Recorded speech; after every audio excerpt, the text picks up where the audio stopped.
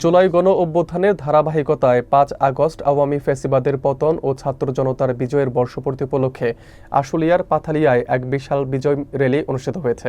বিস্তারিত থাকছে মাসুদ রানার তথ্যচিত্রে। র্যালিটি পাথালিয়া ইউনিয়ন বিএনপির সভাপতি আব্দুস সোবহানের নেতৃত্বে নয়ারহাট বাসস্ট্যান্ড থেকে শুরু হয়ে মির্জা গুলাম হাফিজ স্কুল অ্যান্ড কলেজ পর্যন্ত গিয়ে শেষ হয়। এতে হাজারো নেতাকর্মী অংশগ্রহণ করেন। অনুষ্ঠানে প্রধান অতিথি ছিলেন সাভার ও আশুলিয়ার সাবেক সংসদ সদস্য ডাক্তার দেওয়ান মোহাম্মদ সালাউদ্দিন বাবু।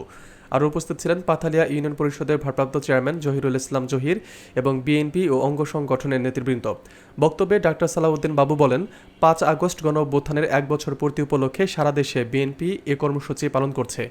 এই ঐতিহাসিক আন্দোলনে আহত ও নিহত শহীদদের প্রতি গভীর শ্রদ্ধা জানাই। তিনি আরও বলেন, ছাত্র জনতার ঐক্যবদ্ধ আন্দোলনই আওয়ামী ফ্যাসিবাদের সরকারের পতনের পথ সুগম করেছে। এই বিজয় গণতন্ত্র পুনরুদ্ধারের এক মাইলফলক।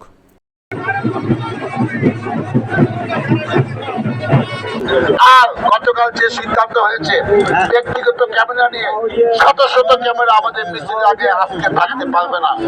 আজকে আমাদের স্যাক্রিফাইস করে ধৈর্য ধরে সুন্দর একটি বিজয় র্যালি আমরা এখানে করবো সকালের সহযোগিতায়। আপনারা কষ্ট করে এসছেন।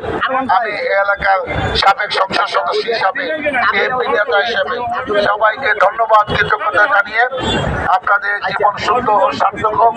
আগামীতে তারেক রহমানের নেতৃত্বে আগামী দিনে আমাদের যিনি প্রধানমন্ত্রীর দায়িত্ব পালন করবেন বলে আমরা আশা করছি। যখন যে নির্দেশ ঢাকা ১৯ সামনে আসলে মানুষকে দেবে, আমরা ঐক্যবদ্ধভাবে তার নির্দেশ পালন করার জন্য প্রস্তুত আছি। এই প্রত্যাশা ব্যক্ত করে আমি শেষ করছি। আল্লাহ হাফেজ। বাংলাদেশ জিন্দাবাদ।